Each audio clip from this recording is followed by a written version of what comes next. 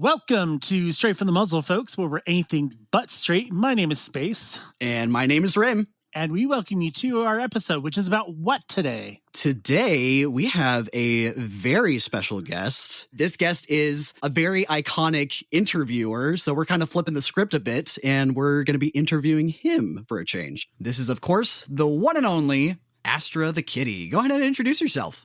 Hey, everyone. It is Astra. Hey, how's it going, guys? My name is Astra. I am a half cat, half snow leopard person in the furry fandom. I was going to say cat in the fandom, but, I just said my species. I joined the fandom a couple of years ago, and I am a fursuiter that attends way too many conventions and are known for creating short-form content, primarily interviews where I ask people silly questions among just posting pictures and art and just having a great time in the furry fandom, whether that be online, in person, at conventions, or even on podcasts. How's it going? Going good. It's super great. We're super thrilled to have you here, Astra. Thanks for being here. For sure. Thanks for having me. I also have this is Rim's first time also being a host. Yeah. Rim is usually on the flip side editing this stuff. So we're always like, Rim, sorry, why don't you just cut that? And we usually speak our edits out loud rather than like taking note of them. So he'll just hear them when he hears them. But on this end, now he gets to actually be part of it. Plus, you were the one that suggested this particular guest. Yeah. And you know them. Oh, I feel really so honored. well. Thank you for picking me, Rim. I appreciate it. Yeah, of course. And the reason being was because you happened to be the guest of honor at the very same convention that I went to this year, which also happens to be my very first FurCon that I went to. Hey, So- TTFC. That was a good one. TTFC. Was I able to meet you in person, or did you see me too often? I did meet you in person, yes. I think that Excellent. was like on the first day. I had like a little gift bag that had like some Gatorade to, keep you hydrated and everything. Oh, yes, that was you. I know exactly who you were. That came in so clutch. You have no freaking idea. I'm glad it did.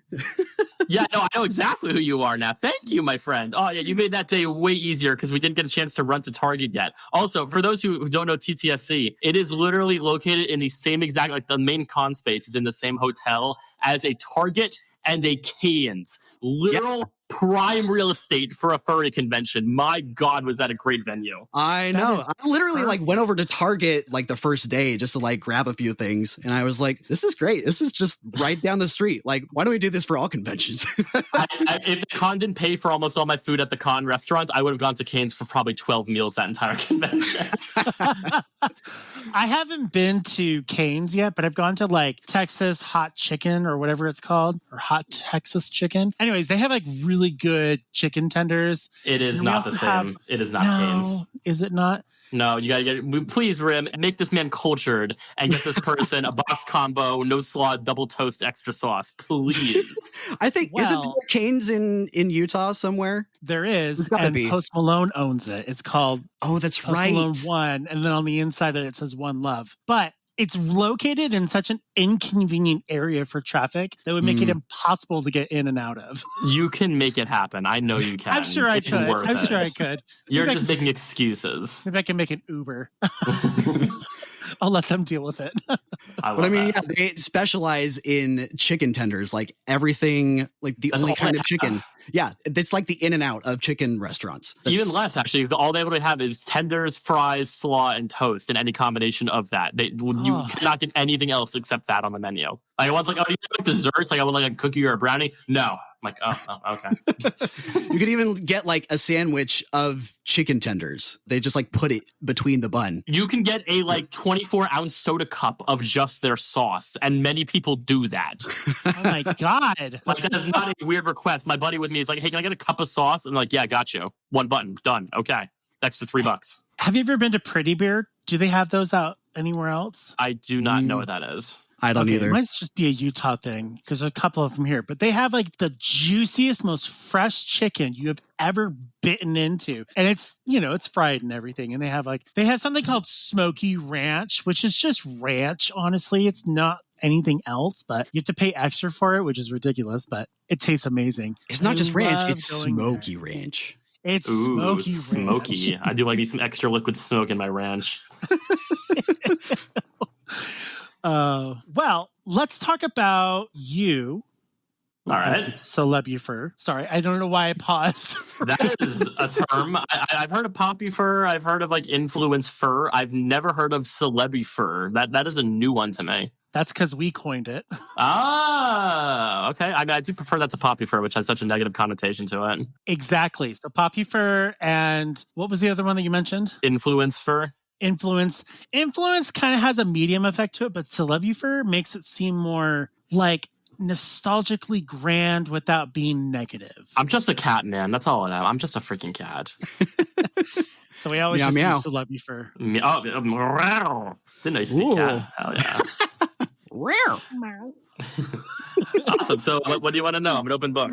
Yes. So your first furry experience was Megaplex just 3 years ago. What was the experience like, and what has it been like becoming a recognizable figure within the fandom so quickly? Ooh, that is a great question right there. Okay, so let me try to dissect that question here. So my introduction to the fandom was a very, very weird one. Probably unlike most people. I'm assuming that's what this question is kind of leaning towards, because you didn't ask that specifically, but there is an interesting story with that, or we're going to talk about that later. Okay. My introduction to the furry fandom was through porn. Oh, God. Okay. Well, no, mine wasn't that. I mean, I feel like many people's ours, but no, mine was not porn, unfortunately. Or fortunately. No. I just hear all these like such uplifting like stories of like how I found the fandom, and I'm like, I'm over in the Triple X club here. Oh, God. All right. Well, anyway, basically, I have a great friend of mine from Sweden, and we've been besties for a long time. We met forever going to Minecraft server. And I knew he was a furry, but I didn't really jive with it. You know, I thought it was just kind of weird. People dressed up in costumes. You do you, I'll be me. But like, I'm a member of the internet. I used to be a brony way back in like high school. So like, I knew what furries were. Yes. But also, by the way, Rainbow Dash. I'm sorry. No. Oh, why'd I say Rainbow Dash? No. Twilight Sparkle or Fluttershy, best pony, by the way. I will fight you on that. But anyway, I never really jived with it. And what happened was I followed a few of like the people on, you know, Instagram who I thought were really hot or really cute or had cute suits. But again, I never considered myself a furry, nor did I want anything to do with the fandom. But my friend from Sweden was coming to town for Megaplex of 2022. And this is one of his first times in Florida. And I said, oh, you're coming to Florida? That's where I live.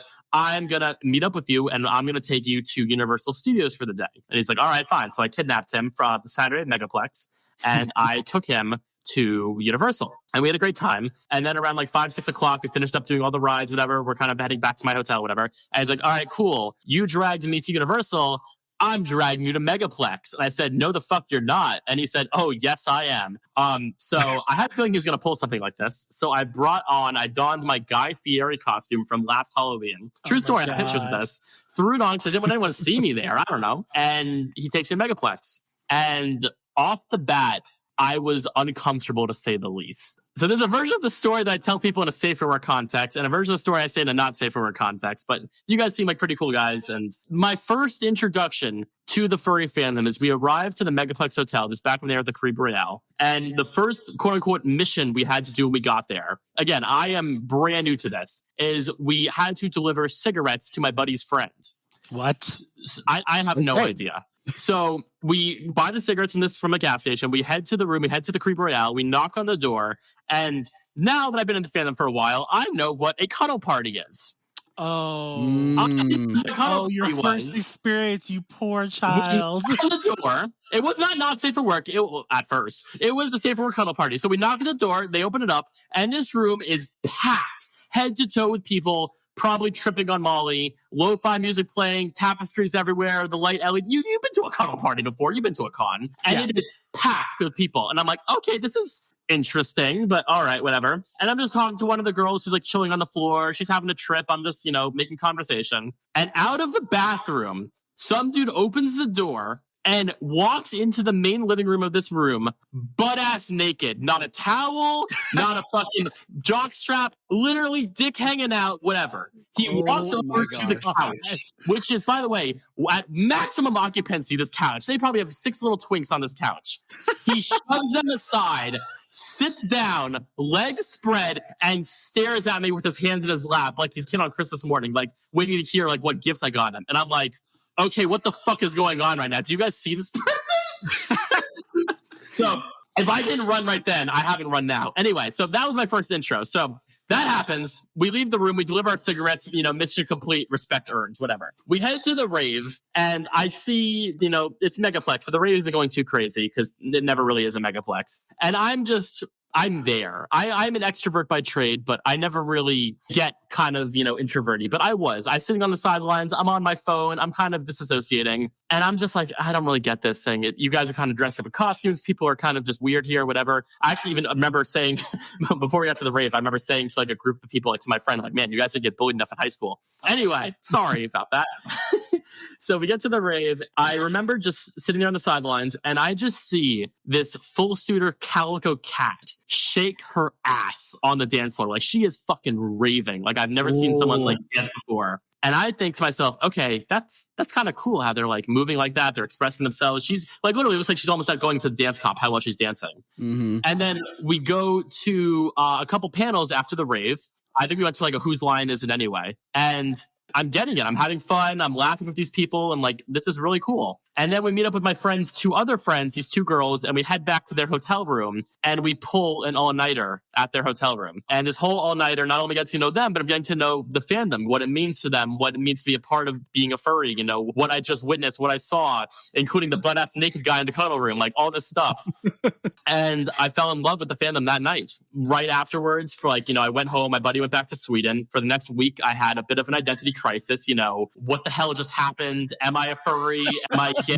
Did I like this? Like all this stuff. And while trying to quell my identity crisis, it was a couple days later, and it's actually my birthday. Me and my buddy through Discord, we created my very first ref sheet of Astra on my birthday. So I like to say me and Astra actually share a birthday. And I've ran with it ever since. That's how I joined the fandom. And then to answer your second question about what it's like to, kind of quote unquote blow up in a very short period of time, it's been a trip, to put it that way. I never was the popular kid in school growing up. I was always a loser, and my nickname growing up was F word slur, which, I hate that bisexual now. Haha.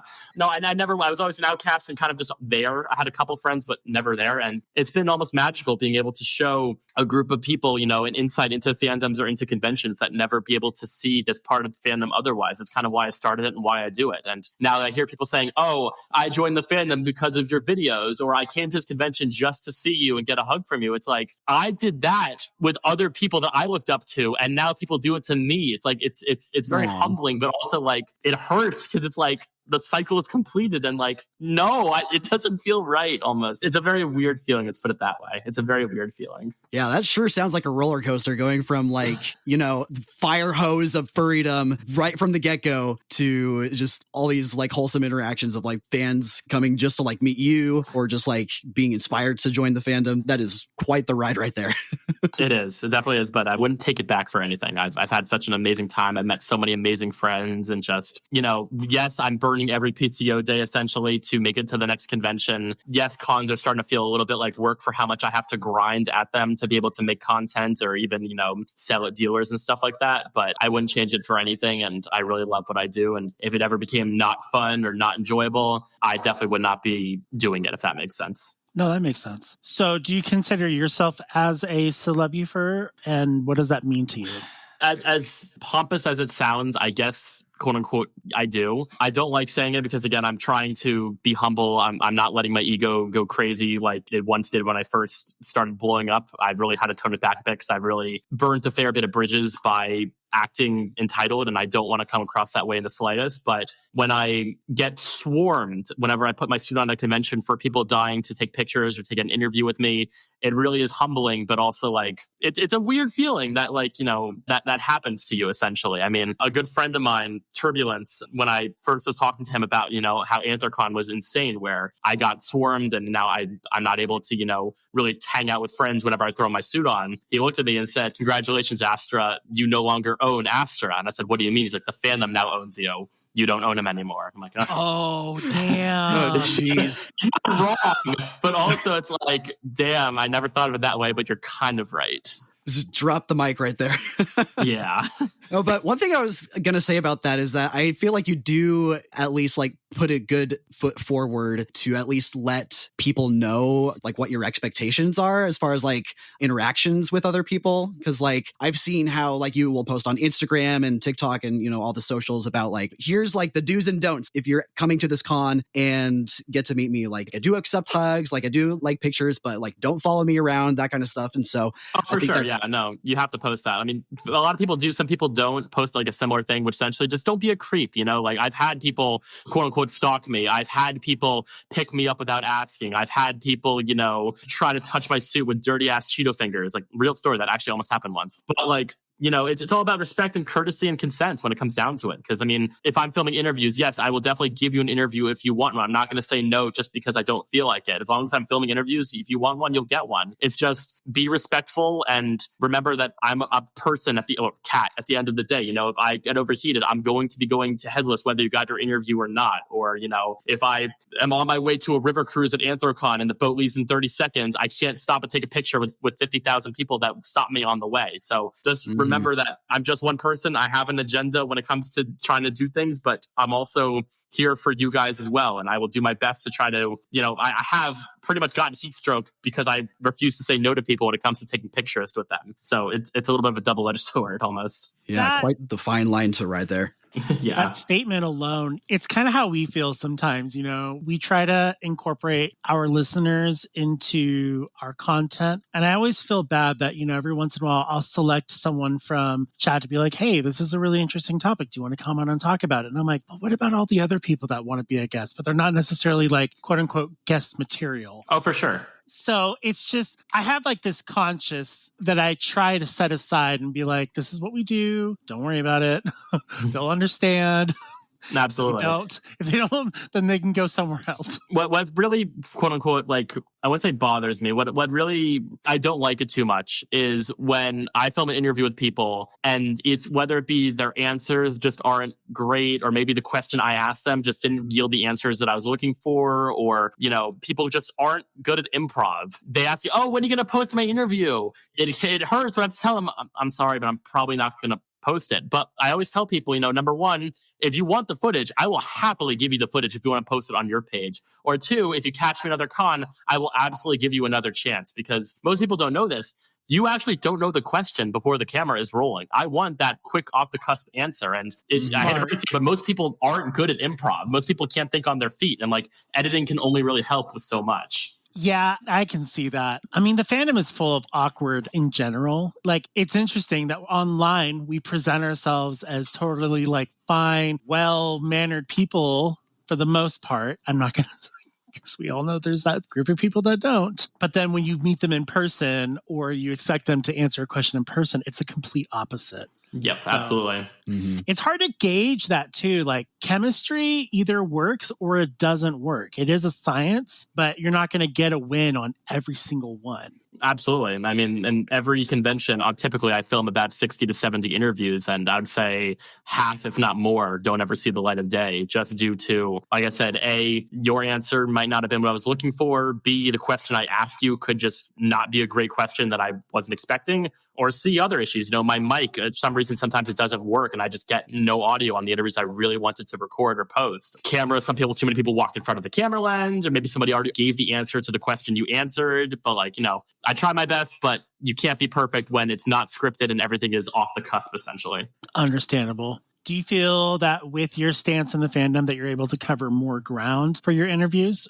When you say more ground...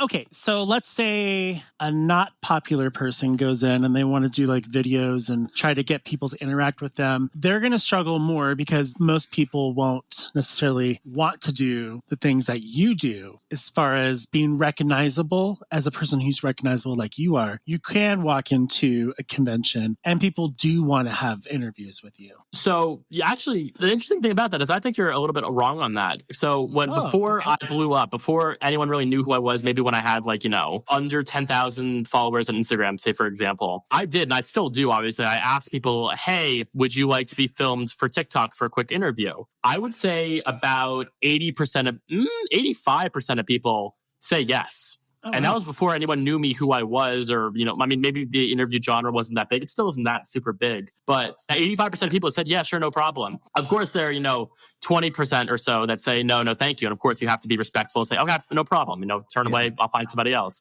You have to do that. Otherwise, essentially it's harassment. But it is a bit of a change now because, now I'm quote unquote known. I don't have to do that because instead of me asking people for interviews, people, ask me. And of course, exactly. Hey, Astra, can you film an interview with me? And of course, I'll say yes, I'm able to. I still do ask other people, like, if I see someone with a really cool suit walking by me, I'll ask, hey, can I do that? Or like people that I've been dying to interview for a while, such as my recent one, Telephone. Oh, that was months in the process to be able to interview her. My God, was that a trek? I got it though, but yeah, I had to coordinate with her friends and talk to her and work on scheduling. And I almost passed out waiting for her because she took a long time to get ready. And fun fact behind the scenes, by the way, I'm not sure if you called it, that wasn't Telephone. That was Telephone's partner in Telephone's suit.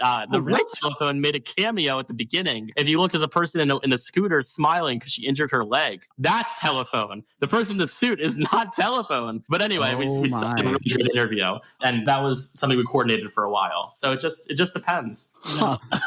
Well, that's a fun little Easter egg. If I reference Mystery Otter, do you know who I'm talking about? I do not. I'm really bad with names. If I saw their suit, I might, but I'm really bad with names in the fandom. Okay, it'd be funny if Telephone adapted this, because then it would be really interesting. Mystery Otter was a fursuiter that you never knew who was in the suit. And it was thought that the suit would be passed around to more random furries or well-known furries, but you never knew who was inside. Interesting. And if you saw him, you got a picture, you more than likely would not see him again, and it would have changed during the con. So it was like this thing that was just passed around, and then it died down. And so to this day, no one really knows who Mystery Otter was, but there has been speculation that there has been certain people that were involved with it. And it'd be funny if Telephone had done the same thing where she just passes around one of her suits and you never know if it's actually Telephone or not inside. The mystery person in me is intrigued, but the hygienic person cringes thinking about wearing a suit that like 14 other people at the same convention has worn.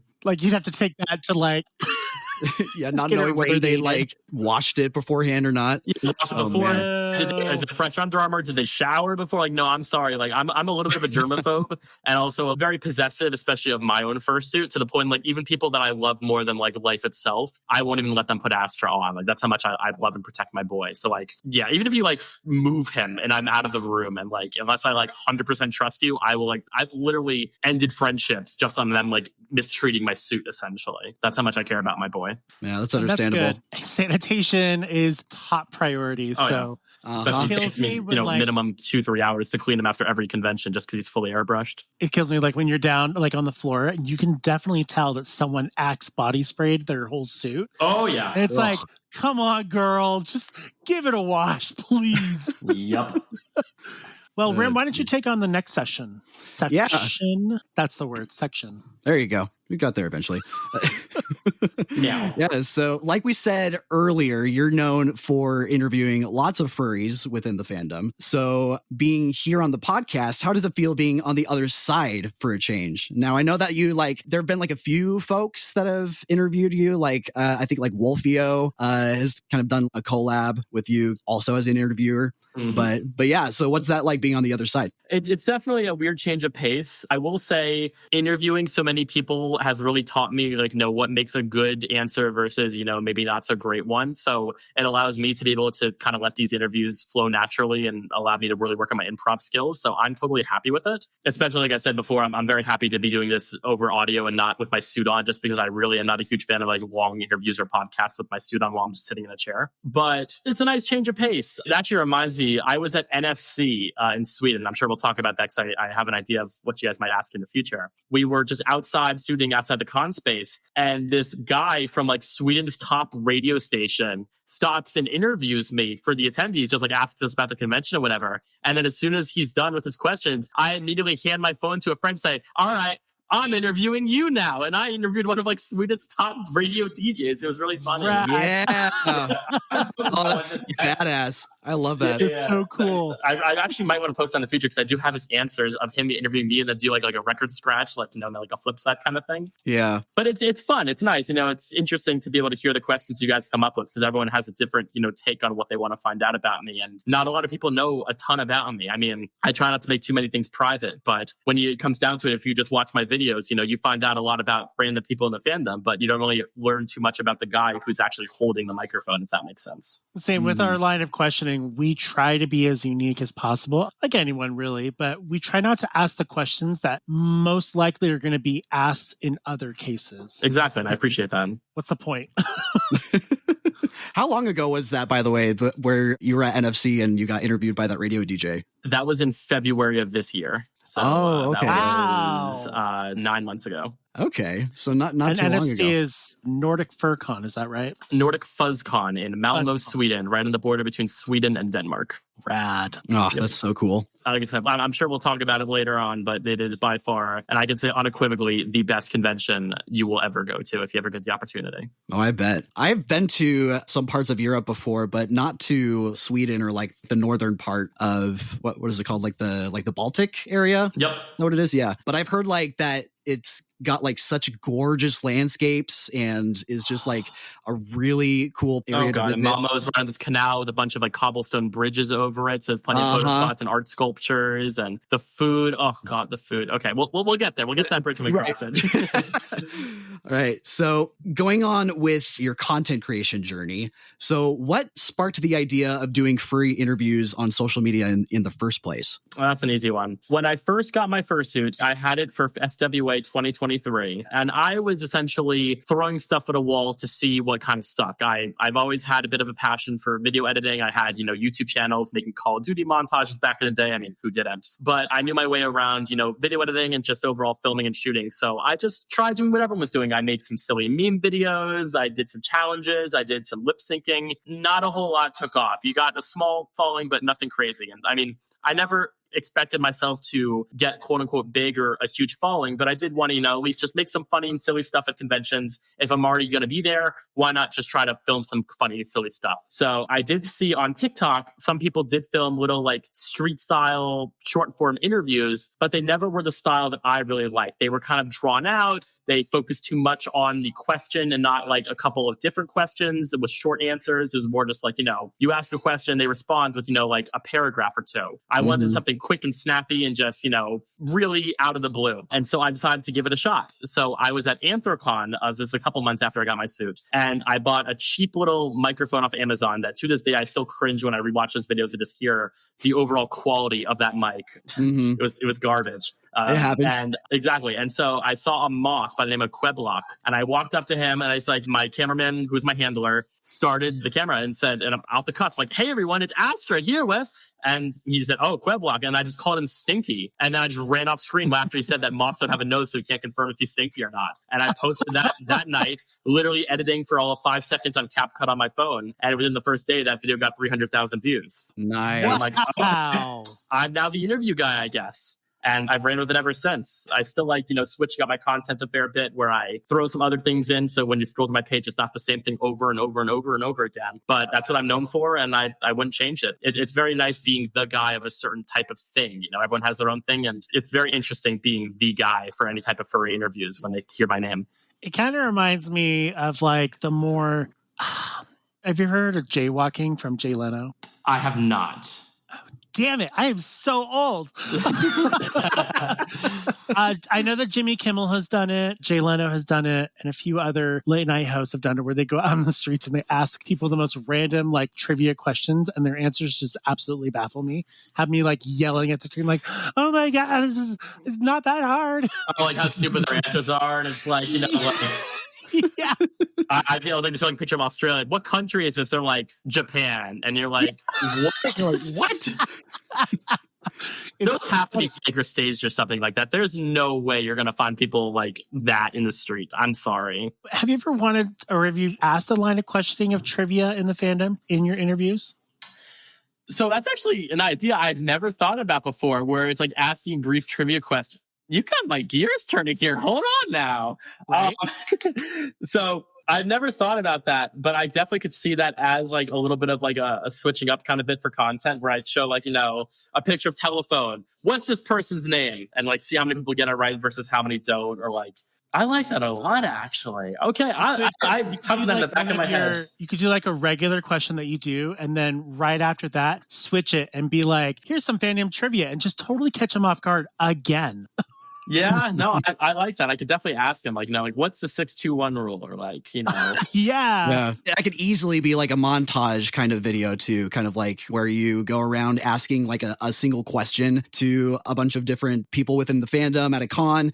Like, I'm trying to remember like some of the ones that you've done before. Yeah, I have to know, like, do your parents know that you're a furry, or like, does your job know you're a furry convention? Know that you're furry, yeah. And then just get like the whole array of responses. Yeah, that'd be fun to do with like a trivia kind of focus. That's a great idea. Okay, I'm talking that in the back of my head, and I'm going to think about that. Okay, thank you. If I come across a YouTube short and that is the topic, I'm going to be like, that was me. Yeah. I inspired that. Thank you for the idea. I will definitely run with that, because that is okay. You give me a bit to think about here. It's kind of fun. It's just, I'm going to write that down, actually. Where's my pen? There we go.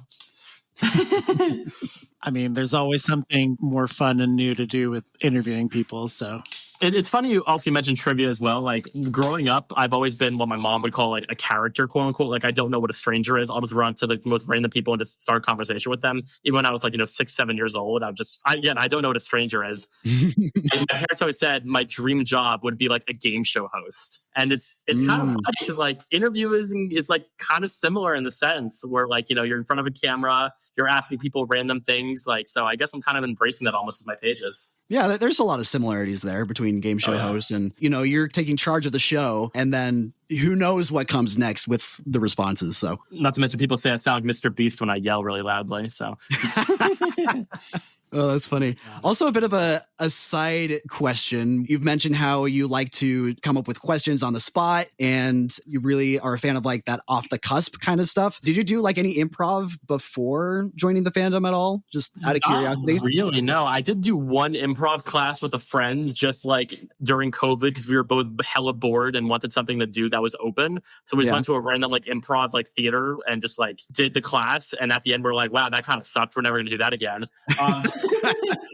I mean, not really. No, I do have a tiny little bit of a theater background just from like, attending, musicals and plays. I do get a tiny little bit of acting, but not really. It all just came from my personality, I guess. Nice. Yeah, but that has a role that it plays, because I mean, when you act on stage, you have to be able to read the other person and be able to react based off of that, even if they know the lines. Again, it's chemistry. So if you already know that, this is just a walk in the park for you. Oh, for sure. Absolutely. I was going to say, like, the extent of improv that I had was like, I did musical theater in high school, and there was one show where the backing track kept looping over itself at the start of the song. And the other people that I was on stage with started doing improv, but I was just like frozen there for a bit and then tried doing something. And I'm like, oh, I hate this so much.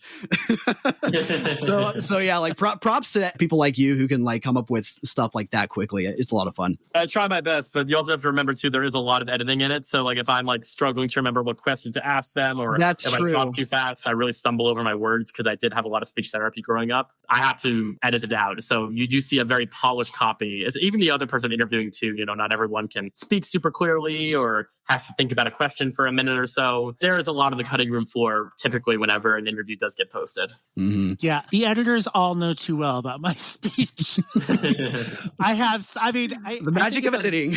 It's definitely a lot of pickles in there. Something going on, but I'm not sure. I've never been able to get like a specialist to be able to figure out why it is that when I'm talking, sometimes my words come out faster than I can think it, or it's the other way around. So all my words combine together into one giant word. But the thing is I used to be so self-conscious about it. And now when it's recording, I kind of just go with it, just because I'm just like, let's just see if they like it, whatever.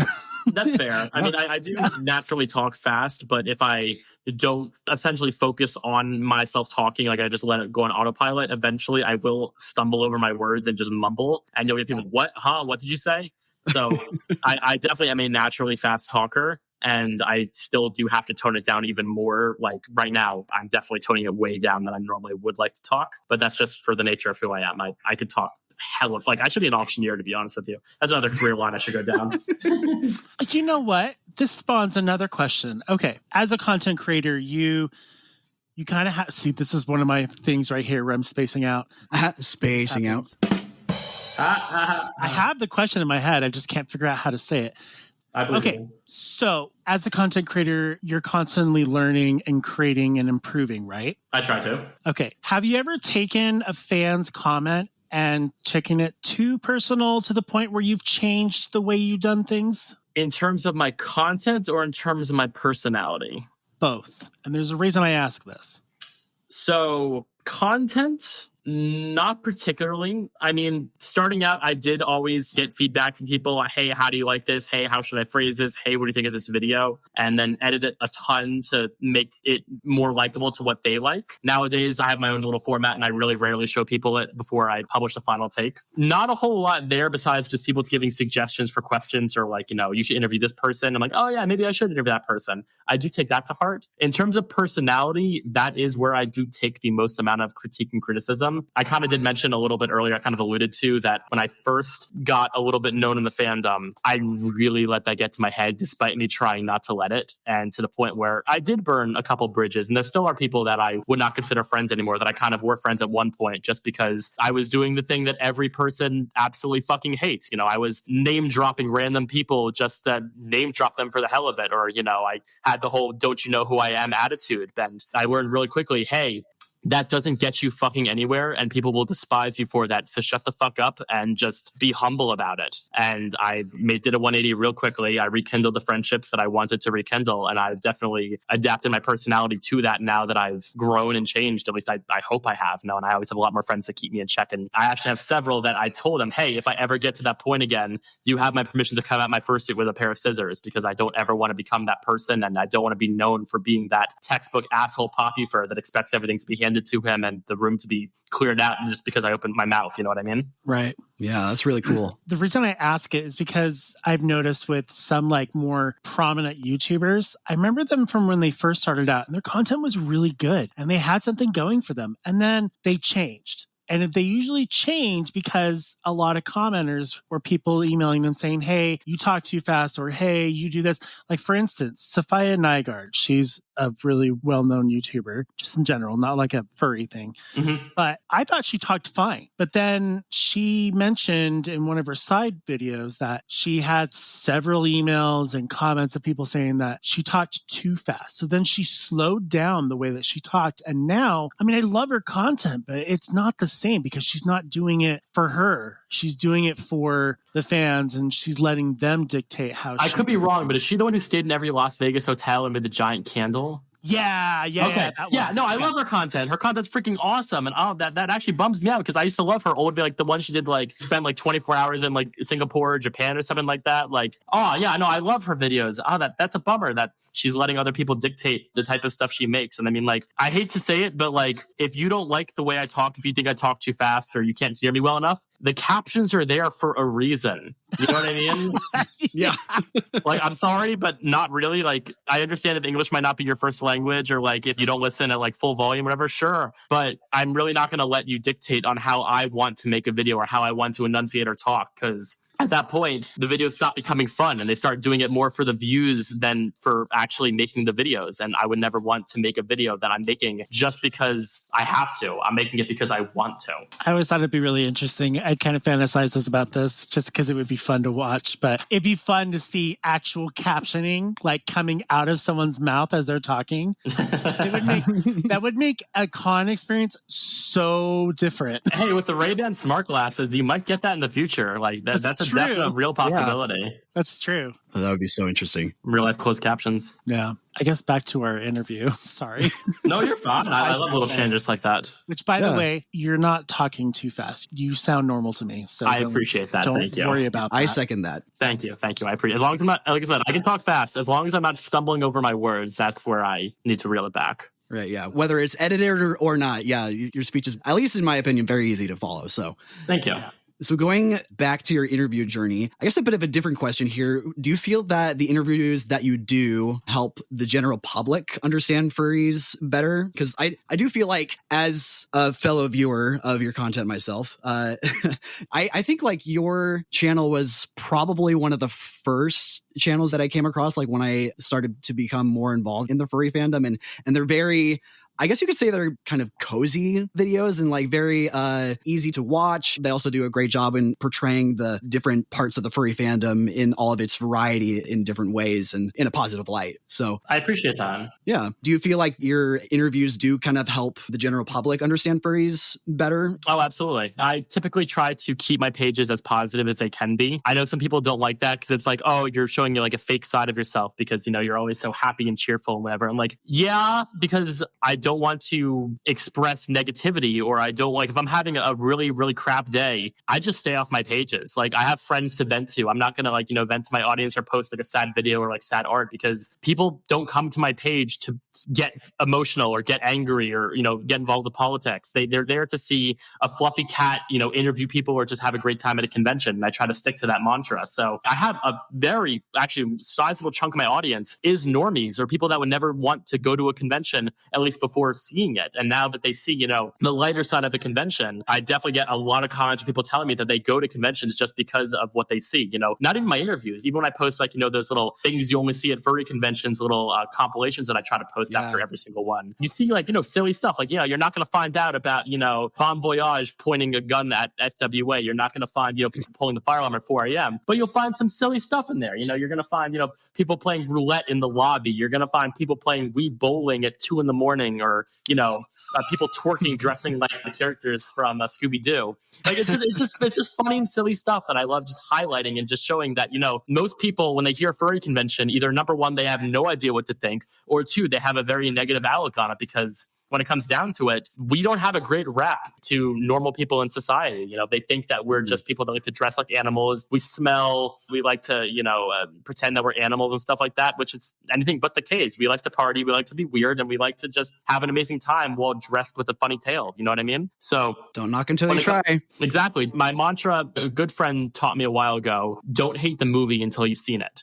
And that has definitely led me to a lot of unique. And actually, I remember going into my first Megaplex with that expression replaying in my head over and over and over again. Hey, you've never seen this movie. Don't hate it till you try it. And I'm really happy I don't, because I've had a lot more positive experiences than negative ones just by following that. I mean, I've had my fair share of bad ones. Don't get me wrong. Things that I try once like, yuck, never going to try that again. But I now know, hey, I don't like it. So why am I yucking other people's yums, if that makes sense? Yeah, for sure. And that is really cool how much of a reach you get to people like within and outside of the furry fandom. Do you happen to know like kind of like an estimate what the ratio is of like what your audience is, like furries versus normies?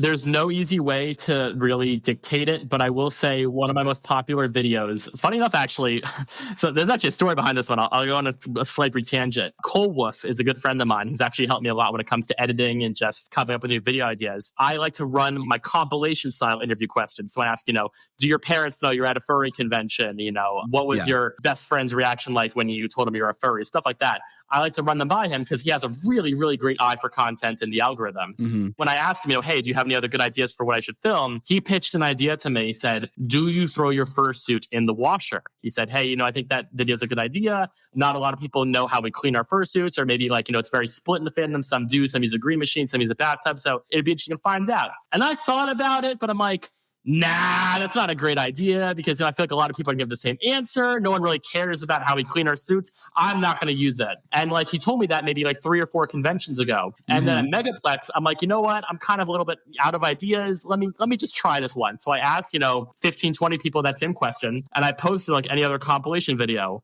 It's currently sitting, I want to say, at about 4.9 million views on TikTok right now. It is by far my most popular one. Jeez. Yeah. No, by far. Yeah, I know. And like, so first off, thank you, Cole. But second, when you look at the comments of that video, which like I said, my most popular one, a very fair bit of all the comments were like, I don't know what furries are, but I stumbled upon this and this is an amazing watch. Or like, what's a green machine? I just used it to clean my rugs at home. Or like, wow, everyone's fursuit looks amazing. When is the next convention? How do I find out more about this? Like, so many comments are like that. Obviously, you get your fair share of haters and trolls or whatever, but like, it's really interesting to see that like when a video really goes viral and a random suburban mom sees it, instead of her clicking away, she's interested because of the questions that I ask. I'm not highlighting on any drama. I'm not giving like super inside jokes to the fandom that we would get. I'm trying to be as inclusive as possible to furries and to normies, to where I feel like a very large chunk of people that are brand new to the fandom, their first intro to it might have been one of my videos. And that's a really weird but kind of wholesome feeling. Yeah. And especially like with videos that you don't expect to do well, suddenly they do. And then the videos you put your heart and soul into, they end up getting like no views. And you're like, come on, man. Right? Fair how that works. Or especially like when it blows up like really good on one platform and not the other. It's like, really? Like, I digress. Yeah. I love looking at the stats. It's so interesting to see like where they're coming from. For instance, so I've just pulled up our analytics for where people are coming from, and it shows that 84% come from North America, 11% come from Europe, a couple come from South America, Africa, and Oceania. And then it goes further and breaks down like cities. And I'm like, oh my God, this is so cool. I never knew we had a reach that far out. Oh, so absolutely. It's kind of interesting. No, it was insane. Going off of that, it was funny because I have a friend, or had a friend, I should say, that when we were talking about going to NFC, so this was actually a while ago. I wasn't nearly as big as I have far of a reach as I do now. But when we were planning NFC, this was maybe about a year and a half ago, they were like, I really want you to go to NFC. And I'm like, why is that? And they're like, because you're not going to get recognized there like you do at a US con. Like you're just going to be a regular person. Like, it's going to be weird for you. I'm like, all right, well, we'll see how it is. I went to NFC. I got stopped there just as much as I do at an American con, to be honest with you. Yeah, no, like I said, even my analytics as well. Like I apparently have like a huge audience in China. So shout out to all my Chinese furs. Or Brazil, guest of honor, Brazil Fur Fest, for how many people like demanded that I go to that con. Like it's wild. Like the amount of people, not even in the States, that don't even speak English, that watch my videos is really wild. Oh man, I would love to go to JMOF. That's one on my list. Yeah, and I've just like, Felix and I, we just love those suits. Those kimono style suits are like what I want now. I mean, they're so expressive. They are. One of my favorites is Katetsu. I'm not sure if you know him, the gray cat. Yeah, I think so. Yeah. Yeah, he's the one who started AFC. He's a very good friend, and his suit is just, chef's kiss. Absolutely gorgeous. I love Katetsu's suit so much. That's like my bucket list. Yeah. Before any other con outside of the United States, that's my bucket list right there. So, since we're talking about con stuff, what are some of the best and craziest experiences you've had at the cons you've attended? Oh, God. Okay. This is kind of a loaded question. Yeah. Okay, so there's an answer that I typically give when I'm on like interviews or getting on podcasts, which if you've heard me get interviewed before, you'll know about like the underground stew party that I stumbled upon at FWA. I'm trying to think of any other like maybe slightly spicier ones that I've been to. I mean, everyone, knows about like latex parties. Everyone knows about, like crazy raves that we've thrown. I mean, it's not crazy, but I will tell a recent story that I've actually never told on any other interview or podcast before. And that is how I ended up with a friend at the hospital this past Megaplex till 2 a.m. Oh, boy. Okay. So this is not a great one, but it's an interesting one. So I am part of a VR chat group that we throw events almost every single day in VR chat. And one thing we also do is we throw lavish parties at conventions in suites. We get one of the biggest suites at every convention hotel that we can. And we just throw these huge parties with, lighting trusses and like actual like stage lasers, VFX behind them with projectors. And we have lighting guys, we have sound guys. Like we essentially make a main stage in our room. We go crazy with this. Just we like to have fun. And we get, main stage DJs, we get a bartender, we get, we spend a lot of money in these parties. We have a really great time. And the staple of our parties is I bring a stripper pole to these parties. Yes. Wait a minute. Please tell me you heard. Wait, is this sounding familiar about Megaplex? No, I haven't heard anything, but I think it's just amazing that someone brings a stripper. Okay, so yes, I bring a stripper pole, which has gotten some very questionable looks from the hotel workers that wheel it in the door. And also, if it's like a new con hotel that I've never been to before, I always get weird questions when I call them on the phone like a week before the con, like, hey, how tall are the ceilings in your guys' rooms? So I gotta find out like what size extension to bring. Anyway, so the first convention that we brought the pole to, it was Megaplex, and we didn't really know how to set it up at the time properly. And while it's totally fine, when we took it down at the end of the con, there was about a foot diameter circle left imprinted on the ceiling. Oh no! Thankfully, they did not bill us for. But if you look up, you saw it. So that was that. Wait, they didn't bill you for it? No, they did not. They didn't notice. Thank God. Was it indented as well? It did not make a hole, but it definitely was like a couple millimeters sunk into the paint. Oh my God! Yeah, you got lucky there, dude. That's how you know it was a good party. Exactly. So, like, going off that, we actually probably didn't need to because, again, we set up the pole incorrectly back then. But every con going forward, we bring a square piece of foam that's maybe like a half-inch thick that we put between the pole and the ceiling. Smart. And we still tighten it the hell out of it. And it, it's not going anywhere. You could literally, like, I've seen people that weigh like, 350, 400 pounds throw themselves at it. It ain't going nowhere. So this past Megaplex, this is maybe the 6th or 7th con we've brought this pole to. And it is getting like used like I've never seen this pole get used before. We did not pack the room this time like we normally do. So people could actually use the pole during the parties. Normally it's like wall-to-wall crowd crush. You really can't use it once the party gets going. So we set the pole up. It's getting used like we're doing tomorrow. I see like 2 people using the pole at once. I see, people spinning on it for like long periods of time. They're climbing it. They're putting their feet on the ceiling. Party's going great. It's now like an hour into it. Goofy just started his set. It's awesome. And then my friend named Azul Jaguar, who dresses up commonly at cons as Vector, you might have seen him around the con space before, he threw himself at the pole. And I don't know what happened. Maybe we didn't set it up properly this con. Maybe we didn't get it going right. But, threw himself at the pole, which caused it to go crashing down. And the metal disc where it spins on the ceiling fell with it and hit my good friend in the forehead. Oh, no! So I'm in the corner of the room. Let me paint a picture for you, by the way. I am a little drunk at this point. I am wearing full white latex and a harness. I am wearing nothing else. And I'm enjoying my party. I've got my Malibu Bay Breeze in my cup. I'm vibing to a goofy set. And I just hear, oh yeah, bam, with like a metallic sound. And I immediately, I'm not even looking up. I know exactly what the fuck happened because it's a pretty distinct sound. And I'm like, oh shit. So I ran over to Vector and I'm like, bro, are you hurt? He's like, no, I think I'm good. And I go over on the floor and there is puddles of blood. And I'm like, where are you bleeding? No. I think I'm fine. He's like dazed and confused. I'm like, where are you bleeding? I look up after like 5-10 seconds. I look up and I see my buddy Simi hunched over a garbage pail with blood spewing from his forehead. And I'm like, oh shit. So I drop Vector on the ground. I don't give a fuck about him. I run over to my friend Simi and immediately we cut the music because I'm not Travis Scott. I stop the party when people get hurt. Nice. That's a good. Nice. And immediately we went into EMT mode. It essentially there were like 3 or 4 people in the room at the time who were actually like either EMTs employed or like combat medics. So like immediately music cut. Everyone get the fuck out of the room. Give me a first aid kit. And then as soon as we got them quote unquote stabilized a little bit, we went to the hospital. It's now like 1 a.m. at Megaplex, and I'm a bit drunk. And I'm like, you're my friend. This is my party. I'm joining you to the hospital. So we get to the hospital. Again, I am still wearing full white latex and nothing else. Like I took the harness off, obviously, but like beautiful nothing else. We get to the waiting room. Everyone know adrenaline's pumping. We get him seated. He's in the ER, whatever. He's laying down, waiting for a bed. And I realize at this moment, I fucked up.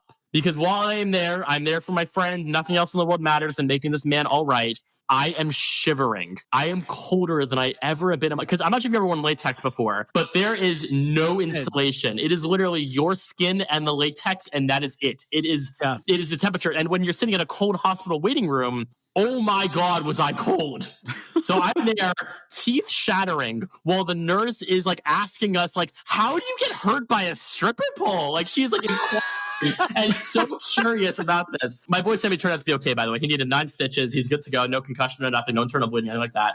And it was funny too, because actually I made the nurse cackle because she's literally stitching him up. She has the thread in his hands trying to concentrate. And my buddy who's laying on the table, he's like, oh, is this going to leave a mark? Is this going to scar? And the nurse is like, oh yeah, no, hon, it's just going to leave a good mark. But because it's going to be on your hairline, you'll probably be able to hide it. I look at him and go, Simi, congratulations, you got your lightning bolt. You're a wizard. And she's just dying laughing while holding the needle and the thread. And he's like, can you not right now? And I'm like, come on, man. Anyway, man. As soon as we got back in the car, we stopped. We got him a 20-piece nuggets from McDonald's and he downed 4 shooters. He was getting steppies by the next day. He's good. But yeah, we're no longer bringing the stripper pole to parties, unfortunately. Maybe a ball pit, but no more stripper pole to convention parties. Damn. Yeah. What a perfect response, though. You're a wizard now. Yes, literally. And funny enough, he actually added the exact cigar pattern to his VR chat avatar. So it's really funny. That's incredible. Yeah. It's an interesting one. So on a completely other note, side note, are either of you guys interested in buying a cheap stripper pole? Because boy, do I have one ready to go. Oh, damn it, man. I've always wanted to play with the stripper pole. They're really fun. And it's easy, too. Yeah, just make sure to secure it properly, please. For real, though. That's hilarious, though. Okay, what a story to tell. You go back into work and someone's like, what happened to you? And I'm like, oh, I got hit by a stripper pole. Yeah, literally, the nurse is like, I've never heard of anyone getting hurt by, I've heard falling off a stripper pole, but how do you get hurt by a stripper pole? Yeah. It was very interesting having to explain that to her. And all the confused looks of this guy bleeding from the forehead being taken in by a guy covered in latex. Oh, yeah. I'm sure that was a sight to see.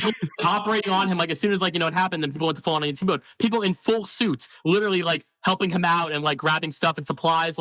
And also, Sweets, one of my best friends, who's literally an EMT, literally got blood on his fursuit, but we cleaned it off. We got him all good to go. He's fine now. But, it's just, in the moment, the party went from, everyone's drinking, having a great time. Oh, yeah. And then, oh no, the night got completely changed and derailed. But hey, we still have the streak, though. We have never gotten shut down by the hotel. We've only shut ourselves down twice, and this is one of them. So we still have that streak under our belt. Damn. Wow. That's amazing. It was the exact same time, too, while the hotel was going around shutting down every party they heard. So, hey, silver lining. Damn, what an experience! I still can't believe you didn't get billed for the. I kind of jealous now. That hole in the ceiling. Oh wow, that was there when we checked in. I have no idea. Please don't look at the stripper pole in my hands as I check out. Oh, incredible! Oh my God, my Lanta. Yeah, that's a fun one. I don't really know how to go from there. It's an epic story. The story that sure beats my stew party one. That's a fun one too. So, I guess continuing on, recently you were a guest of honor at Tales and Tornadoes 2025. That's a new one for me. I've never heard of that. How did that invite come about, and how did being a guest of honor compare to being a regular attendee? Ooh, that's a good one. So, TTFC, Tales and Tornadoes FurCon, is a small convention that is hosted in Tulsa, Oklahoma. That happened in September. And they essentially just blindly reached out to me. They just DM'd me and said, hey, Astra, my name is Kwanzaa, who is actually the person that was in charge of arranging the guest of honor. Shout out to Kwanzaa. Absolutely Kwanzaa's awesome. I freaking love Kwanzaa. They are an amazing person. Hey, Astra, we're voting on guests of honor for this year's Tales and Tornadoes FurCon, and we want to know if you'd be interested in being considered if you get voted. And I said, oh, that would be awesome, because I always see people, get invited for guest of honor cons, and I always thought, when is this maybe going to happen to me? Because it's kind of cool being the GOH of a con. It was kind of one of my goals early on. And when they reached out to me, I was actually literally in the middle of Disney Springs. And when I got the DM, I literally shrieked and made all the Disney adults look up from their phones and be like, huh?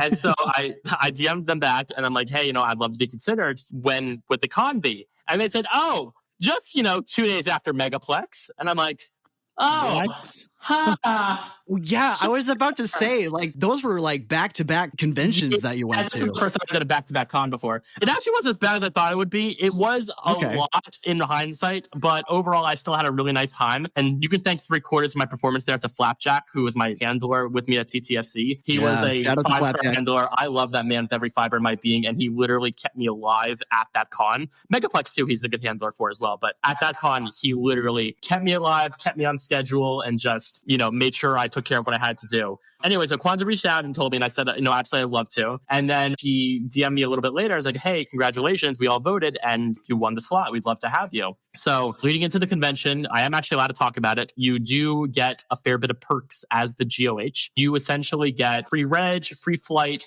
free room, and free food. So it literally costs you $0 to be there. Yeah, it's a nice gig. Cool. But on the flip side, you are quote unquote expected to work the con. And what I mean by that is you're not, running the AV, you're not, helping with setup, but you do have to have a certain obligation to essentially be representative of the con. So when I signed up, I had to set in my schedule that I, was contractually obliged to be there for opening and closing ceremonies, to host a certain amount of panels, to suit a fair bit to be known around the convention space. I mean, it does make sense. They're putting an investment in you, so therefore they don't want you sitting in the room all day or, sitting in canes for 3/4 of the convention. So it does make sense. And I don't think it was too much in the slightest. So when I got there, it was a really nice experience. It was my first time ever going to a quote unquote smaller convention. TTFC had, I want to say, just under 2,000 attendees. And the smallest one I've been to before that was NFC, which had about 5,000. So it was my first time going to a small time convention. It's my first time ever going to Oklahoma. And the hospitality and just overall friendliness I experienced there is second to none. They picked us up at the airport with a smile. They gave us a nice room. We went to Cane's. We had a really nice time. And overall, it was really nice. Being able to be on stage was a really nice experience. I got to be, like I said, the face of the con. I got to help out in a lot of their events. And it felt like being a staffer, but also not working it, but still having fun with it.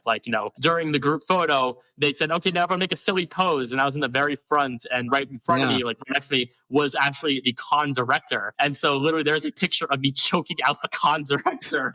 I remember seeing that. Oh my gosh.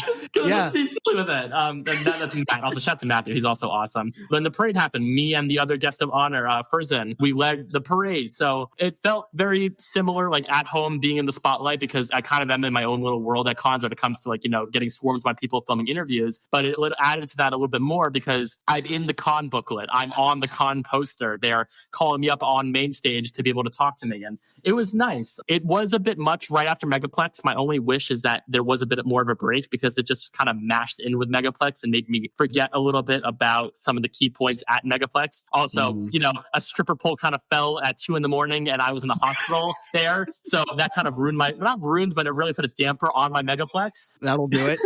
Yeah, I did not bring the stripper pole to TTFC. But anyway, it was a bit of an interesting experience, and I'm really glad I had an awesome time. And since then, I've actually been invited to 2 other cons as guest of honor, which I both accepted. The first, which I'm actually going to be posting about probably next week, and not many people know about this one, is Frosty Fur Fest, FFF. Is going to be a first-time convention in Baton Rouge, Louisiana. And they asked me if I could be their guest of honor, the very first one. I said, absolutely, I'd love to. That's going to be in February. And then the other one, which was a complete surprise to me, is Brazil Fur Fest is going to be in July, right after Anthrocon. And when they reached out to me, imagine the culture. I know. And man, I'm already off to a high point because I'm talking to the people arranging it. They're like, yeah, I know we asked our attendees, who do you want as guest of honor? And your name overwhelmingly came up. And I'm like, oh my God, I can't wait to go to Brazil. I love Brazilian cheese bread. And like, okay, we'll have a bunch waiting for you in the car. We pick her from the airport. And I'm like, no, that's the level of hospitality that they're going to provide. They're going to have a translator with me the whole time. They're going to have security following me. It's going to be one hell of a time. Cool. And I'm bringing a bunch of friends with me. So that one, I am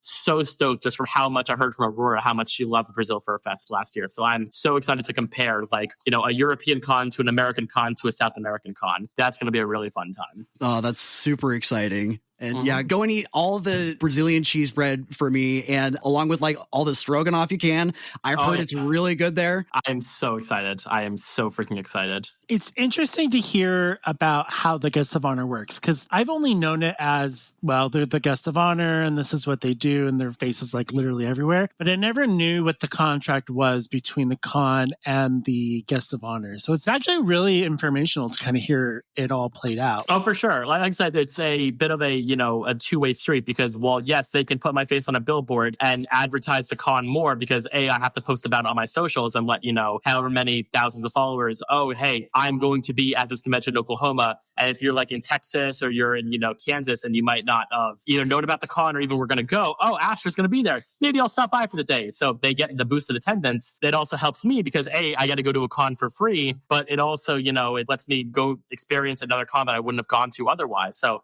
don't get me wrong. I love TTFC and I definitely might be back if their dates are a bit different from Megaplex, but also, I wouldn't have probably gone to that convention just for how out of the way it was unless they were to invite me to something like that. Especially Brazil, I don't see myself going to Brazil anytime soon, but now that they invited me, I would absolutely love to go and it's going to be a really fun time. Now you have a reason. Yep. I hosted, I want to say 4 panels, I think, at TTFC. Yeah. I did like a content creation panel, like how to grow an online audience. I did my famous cat meetup, which is like my favorite panel to ever host. I even do it at like other conventions to host a cat meetup all the time. I did like a guest of honor Q&A, and then I did like an event like just for the kids, like the minors who show up who like want to do like a mini Q&A, but like a family friendly one.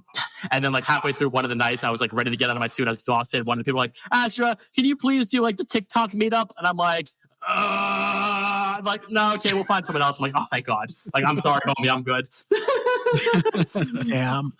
I'm tired. Wow. You did a great job with those panels. I was there for the social media one, along with like the Q&A. That was fun with like, not only were like the participants asking you and Fruzon questions, the other guest of honor, but you were also like firing questions back at each of us, which was a lot of fun. I did that. Yeah, I did that. Yeah. I don't even remember too, but at that panel, somebody asked me a question that completely threw me off my game and like literally made me 404. Do you remember that question? Because I do.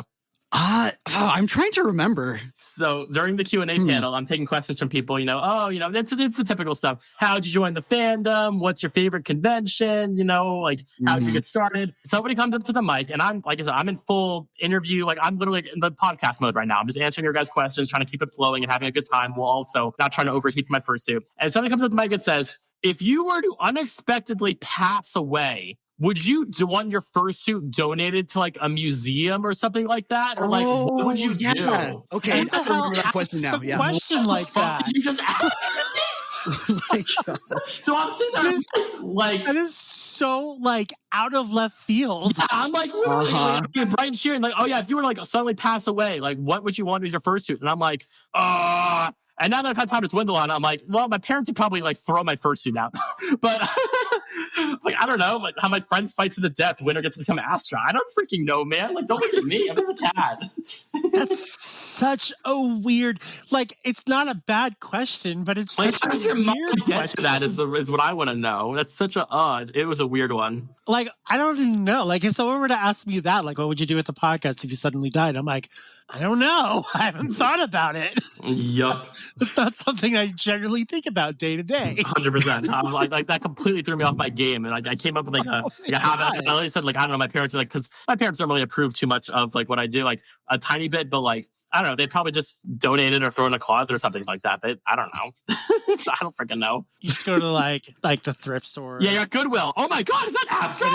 Go to Goodwill and you're like, I know that fursuit. Could you imagine? It'd be wild. Suddenly appears at a Spirit Halloween. Oh God. Well, one of my favorite tweets that I posted forever ago, like before I even really had a following, was I gotta retweet it one of these days. It's I just want to get big enough to watch someone try to rip off my suit on Temu and see how bad it comes out. I think that would be the greatest honor. Like, once someone has ripped you off, you know you've done some good. You know you made it. Yeah, like how would they even like? Oh God, I can only imagine what it would look like. Oh man. Have you seen the videos of the people that go and buy those masks and then transform them? They're usually like fursuit makers that do it. Oh yeah, you like them all down. People can really actually make them like look fantastic if you really know what you're doing. Yeah. This is kind of a hip fire of a question. How many conventions have you gone to this year as opposed to the years prior? Good question. So this year, MFF will be my, I want to say 6th. Let me just quickly mentally count in my head. Give me a second here. So that was FE, FWA, Anthrocon, Megaplex, TTFC. Am I missing one? Did I say NFC? Wait. No, you didn't say NFC. No, I did not. Let me make sure again. FE, NFC, FWA, Anthrocon, Megaplex, TTFC. Okay, so yes, MFF will be my 7th this year. And MFF was on the fence, and I only went because A, I got main, and B, I'm going to be vending there. So that is my 7th. And I tell people every year, hey, I want to really slow down. I want to do less conventions, whatever, because, I want to save my PTO and spend less money and all this stuff. Next year, I've already outlined my con plans. I'm doing 7, maybe 8. Shit. Yeah. Man, this, hope you have a lot of travel stamina. I try. I don't know. I don't really know how I'm gonna do this, but we're gonna try.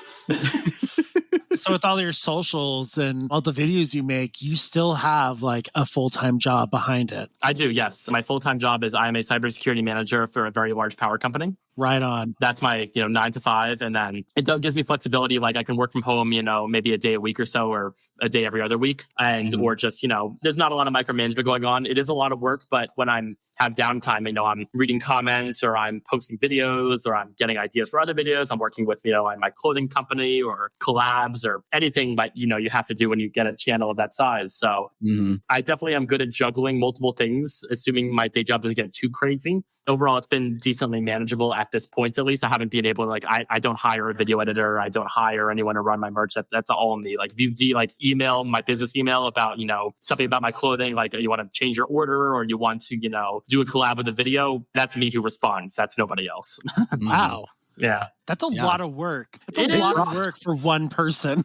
It can be a bit much, but I like to say I can get accomplished in a day what 5 people can do. I'm really good at prioritizing and just doing quick things, getting them out of the way, and then going on to the next thing. So Yeah, it's just I was going to say, you do seem like, between holding your regular job and doing all the things that come with content creation and your clothing line, which we'll get into next, that's definitely shows a great example of being consistent with keeping up with your passions. And thank you. Yeah, no, I haven't missed an upload in about 3 years. Oh my God. That's consistency right there.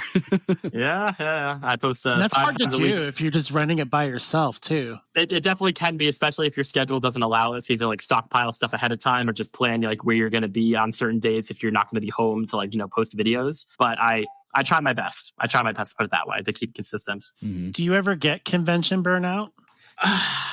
So that's a good question. Or do you feel like going to a convention just hypes you up for the next convention? It's a definite mixed bag, let's put it that way. So I like to have a little bit of space between conventions. I think about a month between cons is the sweet spot for me for when I slowly, maybe a month and a half, is where I start getting the itch. When I really could use a break from all this work shit and actually, get fluffy again and just start doing stuff I love. So it definitely is a bit of that. But if I'm doing, a con back to a con back to a con, and they start blending together, that's kind of where the burnout really happens, where I want to shoot less, I want to sleep more, I want to, go to bed early, and I'm just okay, well, we only have one more day at this con, let's just fucking do it so we can go home and just actually unpack, clean my suit, and just get back into the swing of things of regular life, So there definitely is a bit of both of it. I try to space them out a fair bit. I'm not going to, the only back-to-back con I've ever fully done is TTFC to Megaplex last year, and that wasn't really by choice. That's kind of the whole GOH thing. But I do try to have a little bit of there. For example, my last con was Megaplex. Sorry, actually, yeah, my last con was TTFC, and that was in September.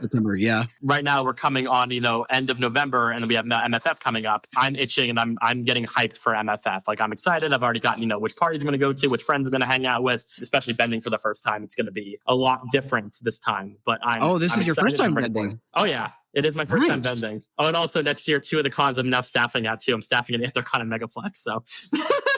Oh, really? Jeez. Yeah, not many people know that one either. I became staff. I got voluntold for Anthrocon and I signed up for Megaplex, and that's a whole other story on that one.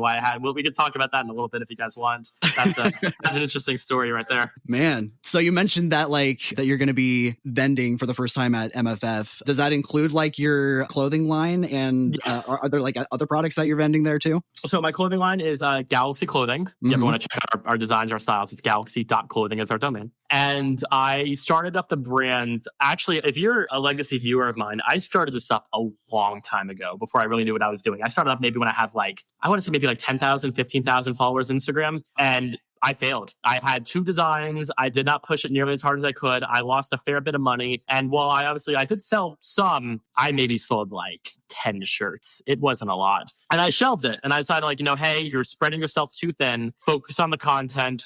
Focus on growth. And then we'll get to that point when we cross that bridge. We'll restart it up at a later date. And so I kept the domain, but I closed down the shop. I closed down any new styles, and I just focused on my content. And then I'm trying to think what actually sparked it. I can't remember, but I remember just after a while, I remember thinking, you know what? Let's give this a shot again. So I redesigned my brand. I spoke to a lot of people who have their own successful small businesses in the fandom, people that I have a world to thank for helping me with this stuff, figuring out, suppliers and materials and designs and working with some great artists and just reinventing it and then launching it as hard as I can with like little pop-ups in my videos and like trying to wear some of the merch in the videos. And the response I've gotten from it has been night and day when it comes to overall people supporting me. And I can't thank them enough because not only does it warm my heart because people are actually representing my brand and into the same type of, furry, cosmic, but subtle merchandise. It also is it's nice to get a little bit of a kickback from all the money and time I spend on my videos. So, it's nice that,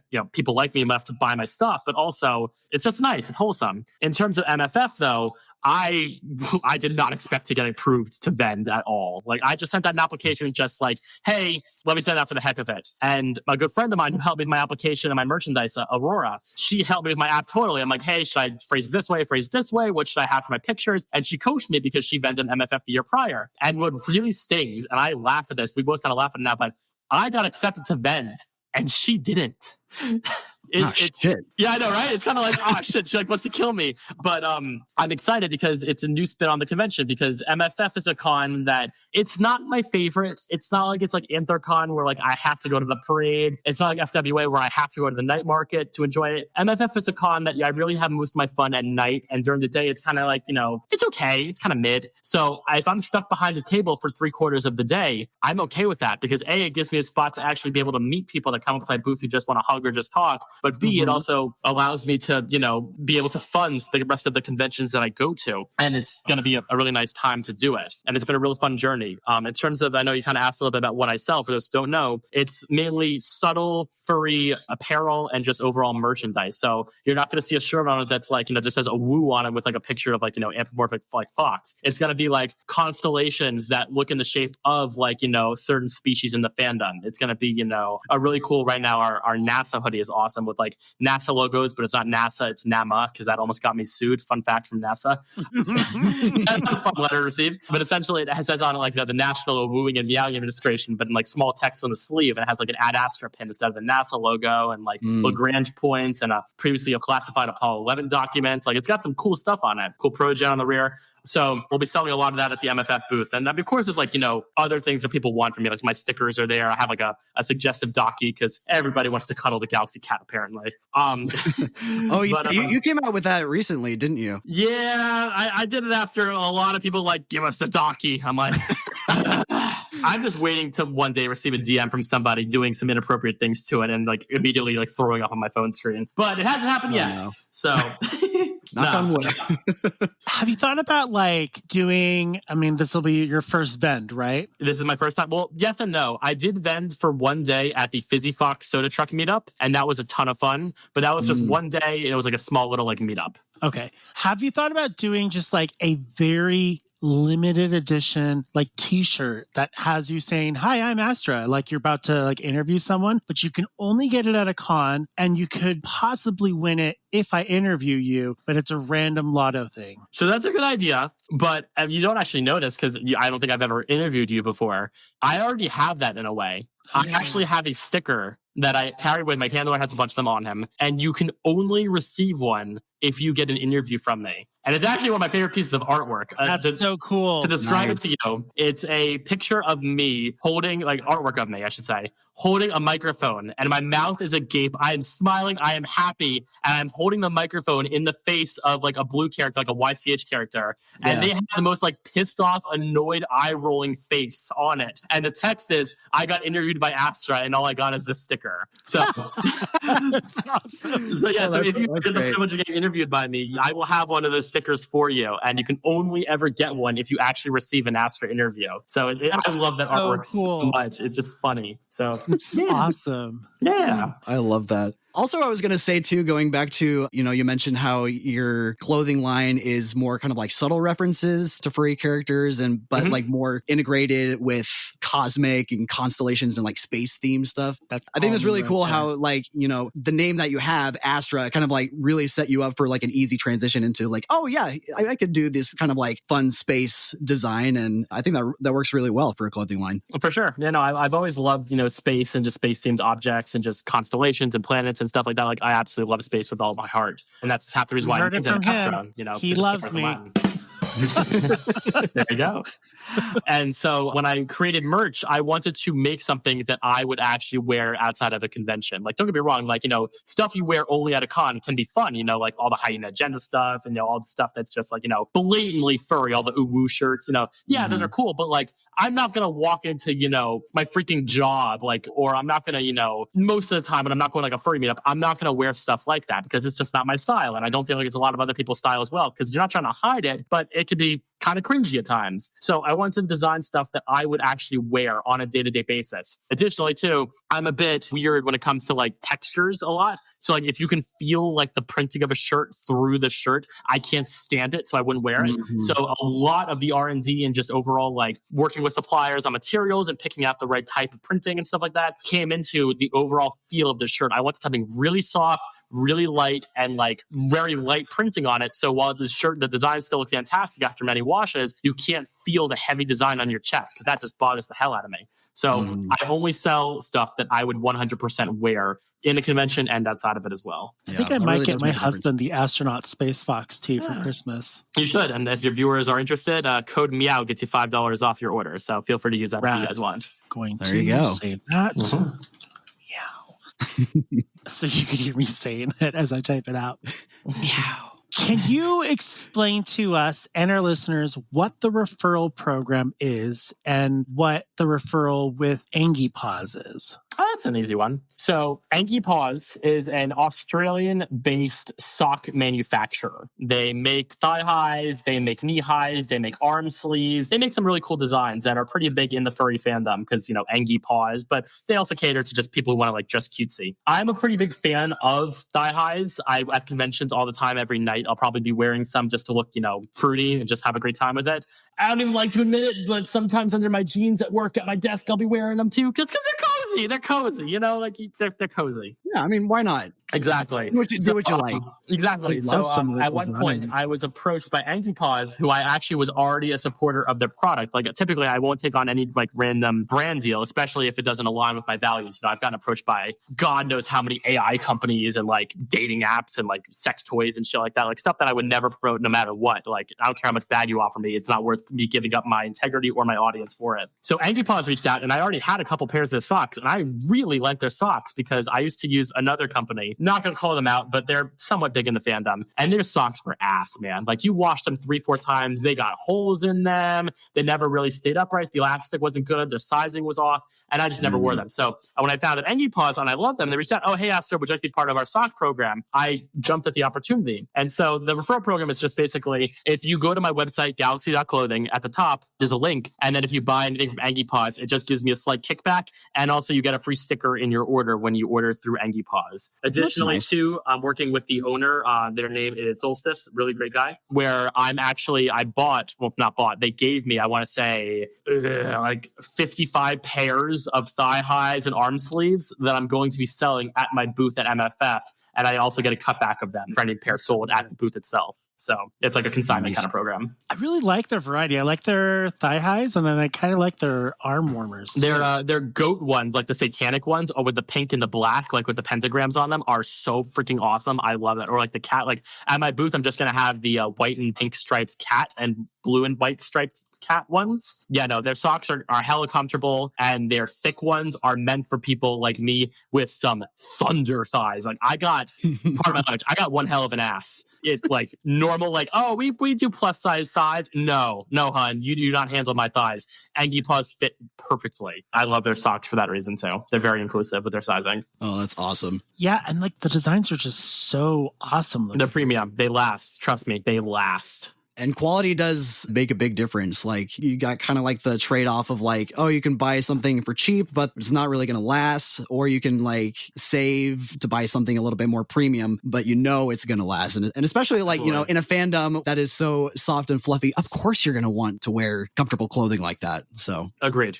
Yep. So like I said, if you guys are, listening to this before MFF 2025 and you want to pick up a pair of Angie Paw socks or arm sleeves, I will be selling them at my booth at Dealer's Den. Just look for the giant cat neon signs at the top of our booth and come on by, say hi, get a hug, and buy some Galaxy Clothing merch or some Angie Paw sockies. I guess the bonus to selling, like vending in person, is that the buyer doesn't have to worry about shipping. That too. Yep. So they actually, to be honest with you, the price of the pair of socks and thigh and arm sleeves at my booth is actually less than you would pay if you were to buy them outside of the con when you include tariffs and shipping. Yeah, so that's a pretty good deal. Mm-hmm. Do you have any plans for adding additional clothing options beyond what you already have? I do. So right now I'm on pause when it comes to new designs and new styles, even though I have them in the tank, literally ready to send off to get samples. I'm waiting until after MFF just to gauge interest, because if this goes well, I plan on vending at FWA and AntlerCon if I get approved, which those cons I more so want to experience the con and not turn the con into 100% work the more than it already is with my content. So for those cons, I'll have like a friend man my booth for 3/4 of the time. I'll still pop in from time to time, but that's going to be more so they're just selling and it's not really me behind the booth. MFF, I will be behind the booth first the whole time, which also begs the question, how do people come to my booth to see me versus how do people just want my merch? But regardless, if this goes well, vending at MFF, which I really hope it does, I have plans for matching joggers with the Nama hoodie. I have another hoodie with like accurate constellations that I plan on selling. I got some keychains. I got some new shirt designs. I got maybe like a tapestry in the works. I got a lot of really good ideas for stuff that I would personally love to wear and that I really hope my audience and anyone who stumbles across my clothing line also would be interested in wearing. Yeah, I hope the vending does work out for you. That'll be really cool to see those new ideas come to life. Yeah, I just thought of it like it'd just be so funny if like you were vending and someone bought one of your merchandise and then you just pull out your microphone and go, I have a question for you. So let me mention that. Totally random. I'm going to talk about, if you guys don't mind, I'm going to talk about something I've actually never talked about before publicly. It's an idea I have. And it's kind of like the overall like magnum opus idea that I would have maybe a year or two in the future. If vending really takes off, if my level in the fandom has remained consistent, it's an idea. And it's a weird one, but it's an idea. Okay, so hear me out on this. I've never talked about this before. I'm going to try to be coy about some details, but let's hear it. You know how some people, like when you vend at a dealer's den, you can get either a table, 2 tables, or you can get like a booth where you can actually like walk into the space. Yeah. Yeah, like think like, I'm not sure if you guys were at like Megaplex, think like Night Z, Zero Fox Shop, had like a big booth where you could like walk in, you could check out his merch, he had like clothing racks, whatever. Imagine that, where half of the booth is for my merch, where there's a little checkout area, there's like shelves with my merch on it, there's like display pieces, whatever. And the other half is a recording studio with soft boxes, tripods, like director's chairs. And I'm there filming interviews while also, you also can go there and like buy some of my merch at the exact same time. Yeah. I've been scheming with that for a while. Killing 2 birds with 1 stone. Yes. That would be like... There's also an idea I've been floating about, maybe like a charity aspect where like, I'm not saying at all I want people to quote unquote pay for an interview because I would never want that, but to maybe cut down on the line or like make it a little worthwhile, I would like have an item where you have to buy it that goes to like the con's charity. And in return for that item, you yourself get an interview or something like that. Like just ideas I'm spitballing with. Nothing at all. It's actually really cool. Yeah. Oh man. I could just imagine all the other vendors being like, son of a bitch, I didn't think of that. I just imagine all the other vendors like there's like a massive line of people. I want an interview and like nobody else getting any business in the whole den, just me with a massive line like pretty patties, and I'm like That would like legit like steal the show, but it'd be totally awesome to see it in action. It's an idea. Again, that's just a theory, and a lot has to go and like fall in place. Like number one, my merch has to really take off because those booths are expensive. I'm not sure if you've seen it, but like a table at like MFF, just a regular table, it's like 300 or so. A booth is like $2,000.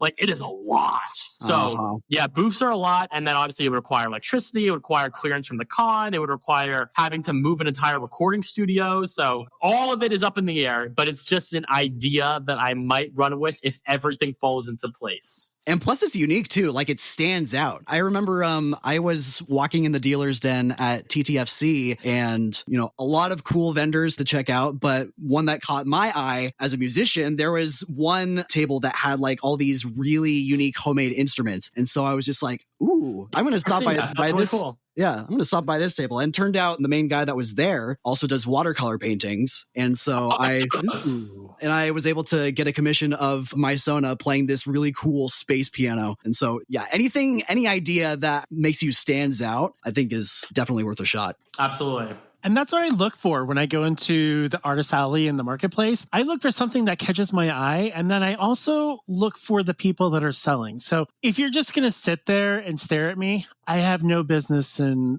even giving you any interest. But if you're the kind of person that sells like pins and then you're talkative and you engage, I am more than likely to spend money at your booth more than anyone else because for sure. You took the time to talk to me. Oh, I agree completely. Like if you walk into like a booth and like, okay, so there's two things that really turn me off, and I have definitely like walked away from a booth that's something I was interested in. Number one is if you're just like on your phone and like pissed off that you're there. Yeah. Like, like you're like not paying attention. You're kind of just like half asleep. Like, okay, yeah, I understand vending is definitely very difficult and like hard to do, but like you have to act like you want to be there. You have to act like you're not like, working a 9 to 5. And the second one is, don't get me wrong, I'm a very friendly person. I can talk to almost anybody and I love having conversations with people. But if I'm vending, don't have a 20-minute long conversation with somebody while there's a line for your booth. Like, yeah, I literally walked up to a booth with like a cool like t-shirt or a cool pin. I want to buy that. So I wait behind like one guy in line. And this dude is like talking his ear off to the vendor. The vendor's talking back. They're having a great conversation. Oh, I haven't seen this last con. Oh my God, what are you doing tonight? Want to get some food later? Like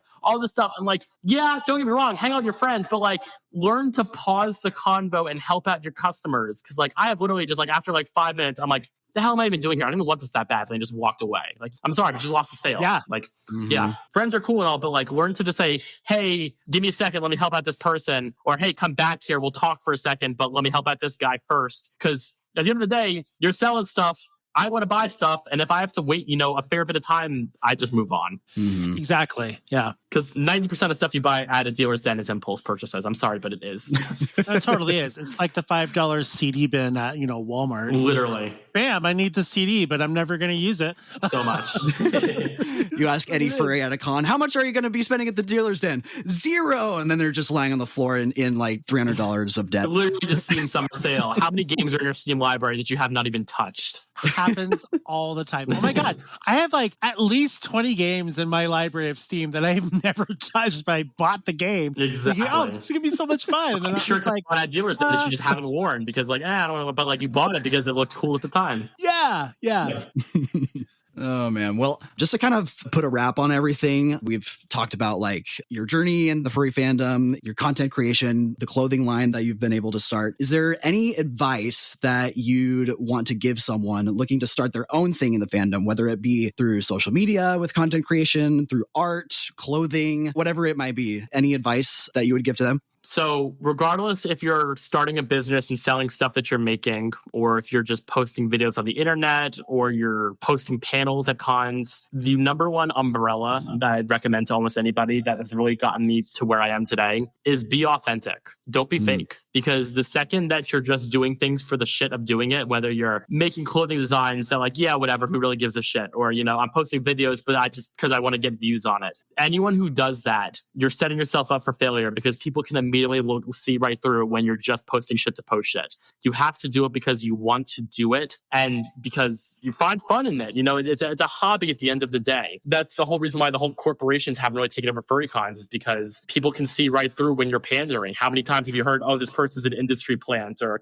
you know, oh, wow, you're a fake furry because you do XYZ. People can see right through unauthenticity. And you really want to make sure that whatever you're putting out there, it's you and you're doing it because you want to do it. That's the best advice I can give right there. Yeah, that's awesome. Before we let go, do you want to list off your socials so that people know where to find you? Yeah, sure. You guys can find me. My Instagram is, you guys are going to hate me because every last one of my socials is different because, so all my socials are different because when I went to create my pages, all of them were taken in a certain way or another way. Oh. So, pardon me, but my Instagram is Astra __. That is ASTRA. My Twitter is Astra.the. My apologies. Twitter is Astra _the _kitty. TikTok is Astra.the.kitty. Blue Sky is Astra Kitty. And I think YouTube is Astra __. Also, I don't even know what my YouTube is. Let me just 100% that just so I know what I'm talking about here. My YouTube is, Astra _kitty. And then my clothing line, like I said, is galaxy.clothing. And if you guys use code MEOW, you get $5 off your order. We ship internationally. And we also have some of the cheapest international rates of any other furry clothing line that I've seen. So feel free to order it no matter where you are. Fun fact, literally like last month, somebody ordered one of my Dockies to Ukraine. What? Bro is in an active war zone with his country and bought a furry femboy Docky. Man's got his priorities straight. I love it. I would love to just be like watching like a CNN video and in the background, someone has that flying as a flag. Oh my God, I would pay so much money for that. Hey, I got it. Yes. Delivered. We're good. But that would be so great. So somewhere in the middle of a country actively at war is a femboy Astra Docky. Fun fact. That is so awesome. That'll really get people's attention. Oh, yeah. It's like the new surrender flag. Yes. Well, it's been so much fun talking with you and getting to hear some spicy stories and some things that, you know, you haven't made public yet. So that's really cool. That happens every once in a while with interviews, but it's never something that's expected. But it is such a joy when it does happen. No, for sure. And I really appreciate you guys reaching out and being respectful of the questioning and just having a really, really fun conversation. This was a ton of fun, and I'm really glad I'm here. So thank you again, guys, for having me. You're welcome. Absolutely. It's been such a pleasure. And I also wanted to kind of echo what you were just saying about authenticity. I love that closing comment there because, like, you know, as someone who had first been viewing your content before showing up to Tales and Tornadoes, where you were a guest of honor, like, you can definitely tell that you're being authentic in your videos, because seeing you run the panels and meeting you in person was just like such a fun experience, just like you are in the videos. So yeah, thanks for being who you are. For sure. And thank you for showing up to my panels. It's not a lot of fun when you're hosting to a room with 5 people in it. We've been there. Oh, man. Oh, it is such a science, and I don't wish to ever go over it. Oh, yeah. Thankfully, I haven't had that happen to me. Actually, no, scratch that. I did actually have that happen to one of my panels at TTFC, but it was like a minors only panel, and like it was supposed to be like the minor Q&A, but like it was just a room with like a bunch of kids coloring, and then me just like standing there like a jackass.